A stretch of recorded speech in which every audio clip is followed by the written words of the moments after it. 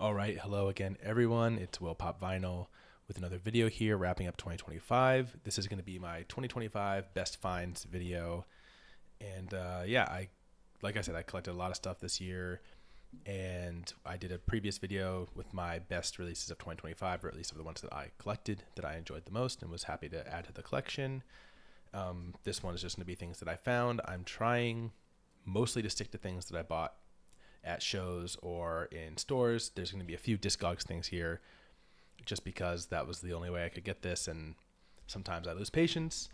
So actually we're going to start with the Discogs purchase, and maybe one of the things that was on my want list for the longest time in this modern era of me collecting. I think I had this for over 2 years on the want list, and this is the Dwarves of East Agouza with their album Bess, and this is from 2016, and I think I first heard about this record back in late 2022, so maybe it was like a year-end 2022 thing, or I'm not even sure how, because again, it's from 2016, and this is this is on the Nawa Recordings label, which I think it was out of the UK, and I have here the green vinyl. I had both the green and the black on my want list, and this green one popped up at a price that I was willing to pay a few months back and added it.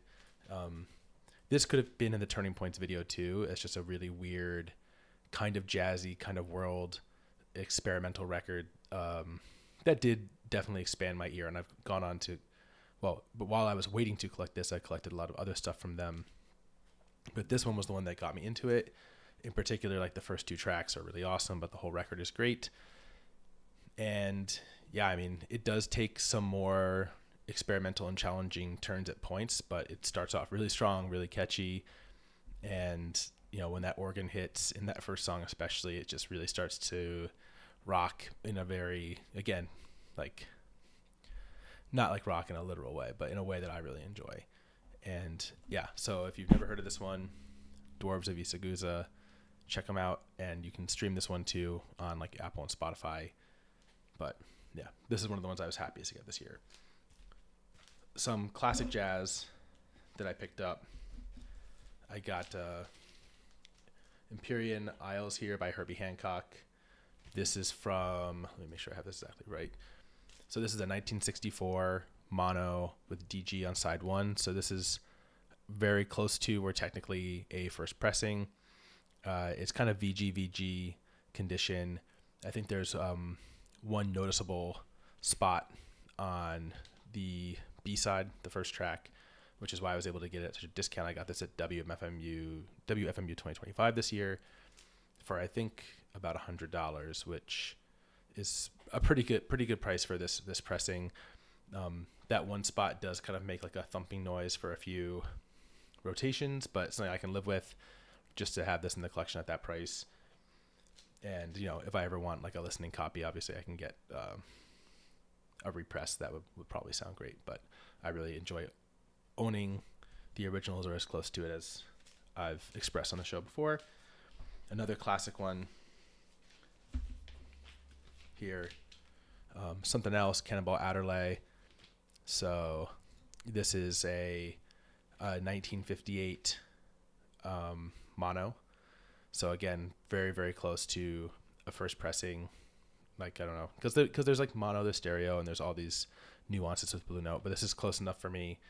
This is also VG, although it doesn't have any, it has like a little bit of noise as it comes in on either side, but that noise clears up pretty quickly. It is, you know, these old Blue Notes that people say they play well, and it definitely does. You can see it's got the classic Blue Note label there. And this is one of those albums that I started listening to when I was trying to dig more into jazz, and it's just got a lot of classics on it, a lot of great players on it. It's a great one to put on.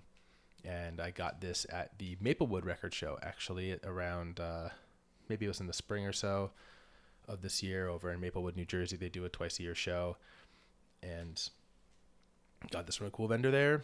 And it wasn't super duper cheap, but I got some other things thrown in and like got a discount bundled together. So super happy with that. Moving on from kind of classic jazz stuff, I have this category that I call like millennial comfort, and there's quite a few pickups that I got from there. Some of them are going to come later in the video, but I just put these ones up front. So I actually grabbed these are not ones that we need to spend a lot of time on because everyone's gonna know these records, but these are Discogs collections. I got Kid A and Amnesiac. These are the original UK pressings from 2000 and 2001. They put them out on these weird 10 inches. I came close to buying one, or what I thought might have been a first press at a store here in New York. They actually had it labeled as a first press, but when I examined it, it was not. It was a later repress that had just done the 10-inch thing. These are my two personal favorite Radiohead records. I would happily collect OK Computer. It's much more expensive than these are, but haven't really had the opportunity to do that, and I don't know how willing I'd be to pay the price. Usually when I see it, it's $500 or $600, and considering these are my favorites, I'm not super hyped to spend that much on it, at least at this point. But yep, added these to the collection, and my wife also loves Radiohead too. Another one that's a big crowd pleaser that I got really recently actually is Portishead Dummy. This is a 1994 EU UK pressing, and this one is close enough to being a first pressing for me. I think there's one distinction on Discogs with this pressing, that there's another one that has a misprint on the insert, and I don't know if that is makes that one technically a first. My guess, with some loose understanding of just how things are produced, is that probably all these records are pressed at the same time, and that the inserts were printed at some other factory, and they caught the misprint at some point and printed off another batch, and then somehow some of the incorrect misprint made it in. So yeah, again, close enough for me. I'm not going to search out the misprint. One of my favorite, this is my favorite Portishead record, and yeah, my wife loves this one too, so bonus points there. And rounding out the millennial comfort of this section will be Gorillaz here with, wow, the camera looks like it got out of focus. There we go. Gorillaz Demon Days. I remember this record coming out in college actually, and it was blowing our minds. A lot of us were familiar with Gorillaz from their first big radio hit when all of us older millennials were in high school, and this follow-up here was just so good, and it's just hits from front to back, and even the deeper cuts are really, really well done. And this one, I think this one was also on Discogs, unfortunately. There's going to be more stuff, and I'm going to take a quick pause here to grab another stack, and there'll be some more stuff from actual locations. All right, I grabbed a stack, and I turned on the light to see if that helps with the autofocus as we move on with more of my great finds here. An ambient release, Chill Out by the KLF. This is a record that I wasn't super familiar with, and I learned a lot about it on YouTube. There's some great content about just this group on YouTube and all the weird things they did. And this record, which is from 1990, this is a UK first and only pressing, I believe, because there's a lot of uncleared samples on here. It's a very abstract electronic ambient record. You can listen to it on YouTube. It's not available on streaming anywhere. If you're not familiar, go check it out. And I found this in Boom Service, actually, in Brooklyn. They had it on the wall, and I had remembered learning a bit about it and never really listening. And so I went home and streamed the record a bunch over the course of a week while I was working and stuff, and was really taken by the ambiance of it, not the ambience, but the ambiance of it, and some of the storytelling and sample choices that they use here. So probably if you're into ambient music and experimental, you know this, but it was new to me, and I was super happy to find this year. Another great find this year from the experimental ambient, and this one I think probably straddles industrial and noise too, is a Soviet France Flock of Rotations. So I found this group through YouTube recommendations, actually, and they've got quite a long discography. Not all of it's been put on record, but I kind of made myself a playlist between YouTube and mostly on YouTube, because I don't think very much of it is on streaming. And had these on the want list for a long time.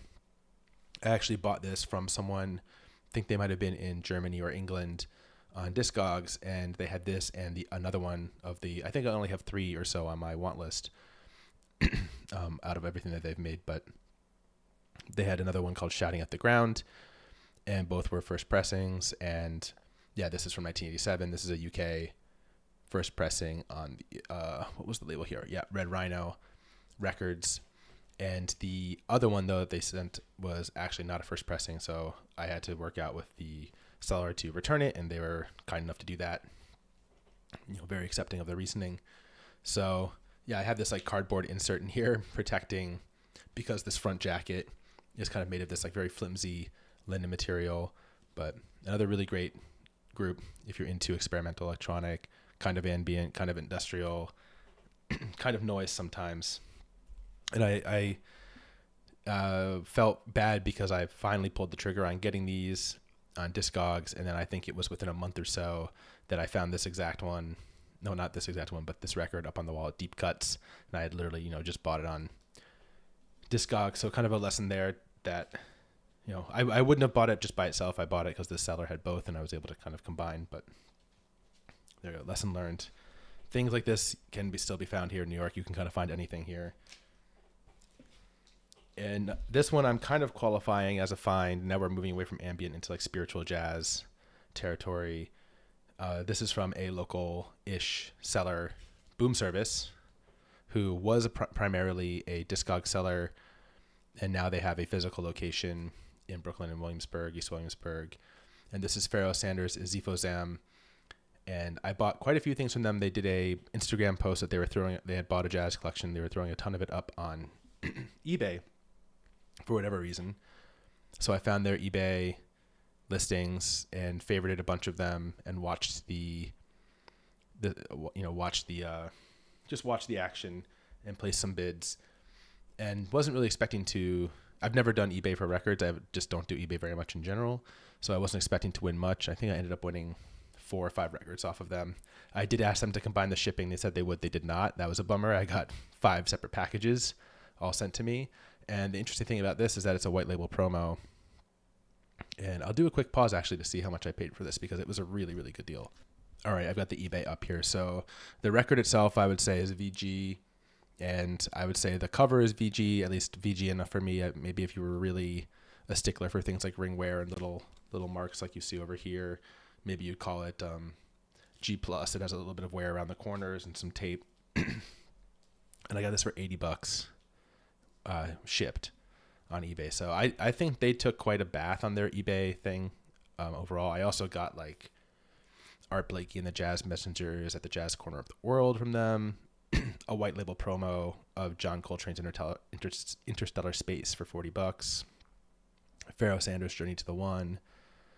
A Horace Silver record, 6 pieces of silver. So, sorry, another pause to cough there. Everyone is getting over this flu in the New York area, and even though I feel fine, just extended talking has really crippled my ability to, it makes me cough a ton. It sucks. So I'm going to pause again and pull up some more records.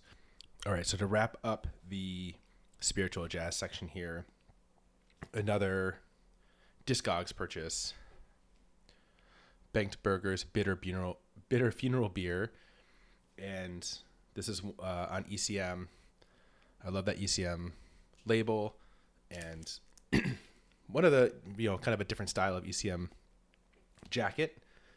But yeah, I was starting to learn about ECM as a label, and a lot of different people maybe this was like a vinyl community thing from a few years ago, were making their top 10, top 20, some people doing top 50 best ECM records, and I would just build playlists off of that and listen around. And to be honest, most of it I don't really like. The fusion-y stuff that it gets into with a lot of what appears to be popular on the label is really not for me. But this one, and I think a lot of anyone who's into Don Cherry, who this is one of the reasons I flagged this one to listen to, because I kind of became aware of him and got more and more into him and his various collaborations, and he's done so much stuff. But this one really slaps. This one is awesome from front to back, kind of experimental and interesting in the beginning, especially that first track with the kind of chanting and singing and kind of crying, and then it goes from there. It's really awesome. And I've trying to collect more from this guy, Bengt, and I know that Stunty played some stuff a few months back from, now I'm going to get the name of this other group he was in wrong, but there's another group that's on my want list that just no one has it in the US, but this one's awesome. Super happy to have collected it, even though I had to go through Discogs. Then a couple from WFMU this year, Kawaida, and this also has Don Cherry on it. This is a 1970 first press there. You can see the pink label. And this one kind of goes up and down. It has a few tracks on it that I'm still kind of working my head around. But yeah, I know that this guy, Mtume, I've seen a bunch of other records that he's been a part of on YouTube, and they tend to be pretty expensive. This one wasn't super expensive. It's in pretty good shape. The record itself seems like near mint. I would say the jack is VG. Sounds great, plays great. And just, yeah, another one of the Don Cherry kind of associated projects. And though I haven't been able to get into too much of these other Mtume records yet, Herbie Hancock's also on here, which is kind of cool.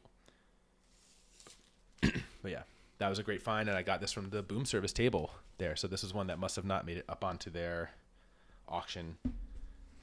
From the same person who sold me that Herbie Hancock previously at WFMU, I got another ECM release here, Bennie Maupin's The Jewel and the Lotus. A lot of people who liked the Berger record also like this one off ECM, and I agree, it's great. Another great, like, just spiritual jazz, and that cover also very different from what ECM usually does, but super awesome. You can't beat that cover. And I think this one really gets going towards the middle of it, actually, and into the end. Yeah, just great. I've listened to this quite a few times since we got it. And then lastly, rounding out the Don Cherry, I talked a lot about, or not lastly, second to lastly, I talked about this one already. This is Organic Music Society, picking this up at Deep Cuts earlier this year. And then kind of one that I feel like is in the same era from him, also featuring Bengt Berger here, is Eternal Now. So this is from 1974. The other one is 1973. So yeah, very close. This is on the Sonnet first UK pressing.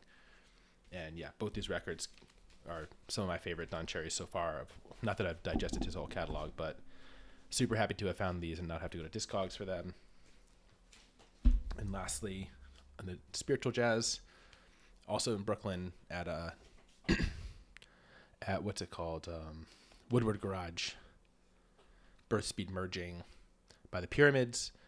So this is kind of funny because I've collected Idris Ackamore in his modern version of the Pyramids, and I think it was probably 8 or so years ago at this point that I saw a review from, I think it was Anthony Fantano, for An Angel Fell, back before he was still doing some jazz from time to time on his channel. I think he's since learned and spoken about how, even though he likes that stuff, the videos just don't get as many views, and so they don't monetize as well, and he's had to curate what content goes to video based on that, right? What the audience will actually click on and watch. So it's very rare. We didn't see him review much of any of the really big jazz stuff from last year. Like you would have thought maybe he would have done Nala Sinefro or something, considering how lauded that record was and how great it is. But anyways, that's a digression. So I had collected that record years and years ago before even getting back into the hobby as fully as I am now. And then through that, started finding the older stuff from the 70s. And I actually don't have my label on here, but I'm pretty sure this is from the 70s. Let me pause for a second. Yeah, so this is from 1976 on Pyramid Records is the label, so I assume that might have been a label that they started for the purpose of putting these out. And in the internal stuff on this, you can see that they talk about like getting a grant, I think, to make this. They must have been pretty young at the time. And then, yeah, like I said, Idris Ackamore is now kind of reformed I don't know how many of the original Pyramids are in his current project, but he's put out quite a bit of new music since. But this stuff is very different. His new stuff is still spiritual, but I would say it's more of like it's not as quite as free as this. This one has some parts that are a little too free for my ears still, but overall the vibe of this is awesome. And in particular, the last track, Black Man and Woman of the Nile, which can get a little crazy at times, but sometimes it just falls into some super great grooves, and really love it. So those are my big spiritual finds for the year, and then I'm going to go grab what will hopefully be the last stack with a little more millennial stuff. All right, so one more non-millennial inclusion here, I think. Tago Mago from Cannes. This is a 1971 first German pressing on United Artists here. And yeah, I mean, this is a band that I got into kind of indirectly because of Pavement. Pavement's my favorite band. We're about to see some Pavement that I picked up this year. And I had read somewhere, I don't know if it was an interview or someone describing an interview or what, but that Stephen Malcolmus was really into Cannes. And that, of course, made me want to go back and listen to that. And you can definitely hear some of it. I mean, there's aspects of Cannes that don't sound like Pavement to me, but there are aspects that do. So I totally get the influence. And I don't love all of Cannes' catalog. Just Tago Mago and Ige Bemyase are the only ones I really want to collect. Ige I almost collected this year. I was a day too late at Human Head. They had posted on Instagram that they got one in. And I think it must have gotten snatched up within hours because by the time I was there, it was gone. With this one, I ordered as part of a larger order off of someone on Discogs out of Germany. I forget what else came in it, but they had this and a few other things that I wanted, and so I figured out a way to justify it with the shipping, and it arrived safe and sound, and I was able to get rid of my repress. Still searching for Ige though. And, all right, so now the real kind of ending the millennial stuff. So I collected a lot of Pavement this year. There were a few of their records that I got last year. Wowie Zowie, I think I picked up at WFMU, and then what's the other one? I can't remember. There's another one that I got at over at the Woodward Garage also, but anyways, these are the ones I picked up this year. So most of these actually came by way of Discogs. But yeah, here's 1992, Slanted and Enchanted, first US pressing. This is actually the Pavement record that took me the longest to get into because it is so kind of different from their subsequent releases, their first proper LP. But right before I was getting married, I went on a road trip with some friends of mine just for a weekend to go hit up some breweries and stuff in Massachusetts. And my friend was driving. This is before I had a car. He was driving an old minivan that had a CD player, no way to connect an iPhone or MP3 player. So I went to like the book off near Times Square, which is near where my office was at the time, and just picked up some CDs. And so I picked up, they had this and a Gang Gang Dance CD that I found, and then a Nas Illmatic. I think I got those CDs for like $10 or something. And I was like, okay, well, this will be the soundtrack. So we alternated between that and like radio when we found good radio. So we ended up listening to this many, many times. And it grew on me quite a lot on that trip. Here's one that I did find in the wild. Earlier this year, I went to San Francisco for a work trip, and I was able to carve out some time to explore the record stores there in San Francisco and out into Berkeley. And I forget the name of the store actually in Berkeley that I found this at, but it's an earlier EP, Perfect Sound Forever, from them also 1990.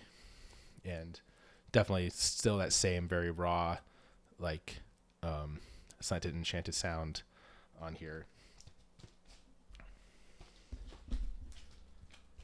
Got Terror Twilight from 1999. Not one that I visit as often, but this is a band that I just want to own the discography, and I pretty much do now, minus a few of those EPs and stuff. But yeah, Terror Twilight here from 99. Yeah, my personal favorite, Brighten the Corners. This happens to be the first one that I listened to. This is from 1997, and front to back, this is like a no skips for me. I also have the box set. Like when I first got into this band in college, and I think just after for a birthday, I got the box set that has like a bunch of other records on it. And again, this is funny because I didn't really even have a record player at the time.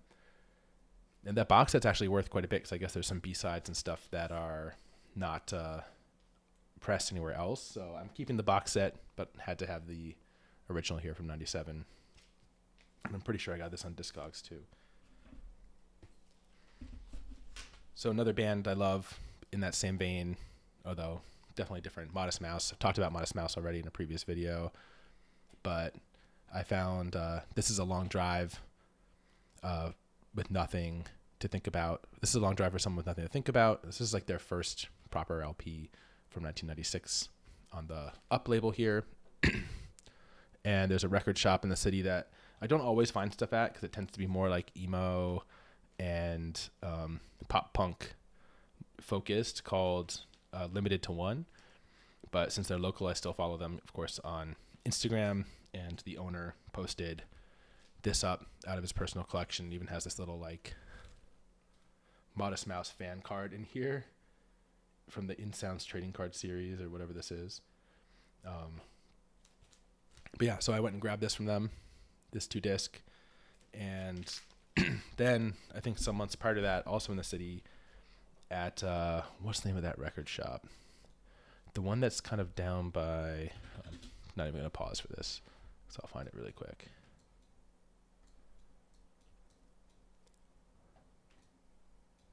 Generation Records. So I don't go to that part of the city that much because there's not too many other shops around there. There's Village Revival, but I've never found anything interesting at Village Revival, unfortunately. But if I am going through there, I'll stop at Generation. And a few times I found things up on the wall there or in the bins. And yeah, definitely, maybe it was back in the more towards the beginning of the year. The Modest Mouse, the Weird 2 set in Lonesome Crowded West. Again, not sure why they did this, but I might have actually shown this in a previous video too. But absolutely love this one, front to back, along with the Building Nothing Out of Something. So super happy to find that up on the wall there in great condition. And I don't know if this counts as millennial because it kind of predates some millennial stuff. I think this being from the year I was born, The Fall, This Nation's Saving Grace, 1985, UK pressing. Where did I find this one? I've been lucky to find all of these Fall records, even the UK pressings, in the wild here. Oh, okay. So I found this one at Human Head. That's right. This is actually pretty recent. I got this back in October, just swinging through there, and they had this up. And it's got some really great tracks on it. Most notably, what's the name of it? I don't want to get the name wrong. Yeah, I Am Damo Suzuki, being a classic. The Fall is one of those interesting bands where I don't always feel like every record is like a pure listen front to back, but they all have some songs on there. So it's kind of like a great playlist band in my mind, but I've tried to pick the records where I like most of the songs because I don't really want to buy a record just for like one track. But yeah, This Nation's Saving Grace, great. And then this one I didn't note where I found it. Maybe this ended up being on Discogs. This is a compilation, and it's the 77. It's called 77 Early Years 79, and this is one that I got actually for one song. I don't think it was that expensive. This is a 1981 pressing, and it must be a compilation of EPs or something. But I think this one's notable because it's, I believe from my research, the only record where they have the song Repetition on it, and I really love that song. And the rest of the album is great too, but like in particular, Repetition was one of the songs that really hooked me into the Fall and got me interested in learning more about them and listening to more of their stuff. So picked this one up. Maybe it was Discogs. I don't have a note here of where I bought it, but and then lastly, going back to the Maplewood Record Fair, Perverted by Language, 1983, UK first pressing here. See that cool gray label. And yeah, this is probably my favorite yeah, probably my favorite front to back of the ones I have here. And then I put one in here that I actually got last year when I was in Germany. Hex Induction Hour. I also quite like this one a lot, from 82. And I found this one just in a shop in Berlin, which was cool. So yeah, that's what I got for the fall. And actually that's it. That's the end of my list. I mean, there was so much really great stuff I bought this year that I just I can't take the time to go through, hundreds of records. I'm going to try to do something now that we're kind of getting through 2025, try to chronicle more of my like week to week or month to month buying. And then I don't have to do all this catch up because there's so much stuff I'm leaving off here, like some Pixies records that I got and a bunch of electronic stuff that I really like, but isn't like premium or high end. I left off pretty much all the hip hop stuff I got, which wasn't much, but there was some great stuff. So anyways, I think that's it. I think that kind of wraps it for 2025 for me. And going into the new year, as I start collecting again, I'll try to do some collection updates and new releases that I enjoy. And if the channel grows, hopefully try to reach out and do some interviews, either with artists or with platforms like Discogs. So yeah, if you enjoy the content, first of all, thanks for watching. Thanks for finding the channel. Leave a like, leave a comment, subscribe.